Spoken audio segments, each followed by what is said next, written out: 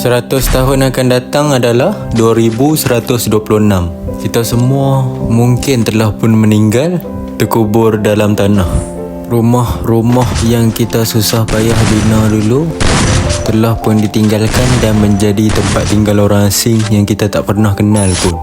Aset-aset harta yang kita kumpul sudah berpindah dari tangan ke tangan, entah siapa pemiliknya.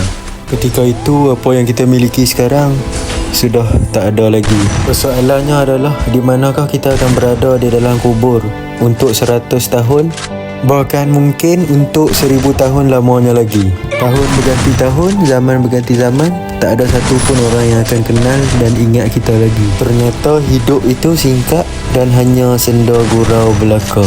Hidup itu singkat, tak ada apa yang perlu dibandingkan. Jika hari ini masih diberikan kesempatan untuk bernafas, tinggal bersyukur dan jangan lupa tingkatkan amalan untuk meneruskan hidup di alam sana, alam kehidupan yang sesungguhnya.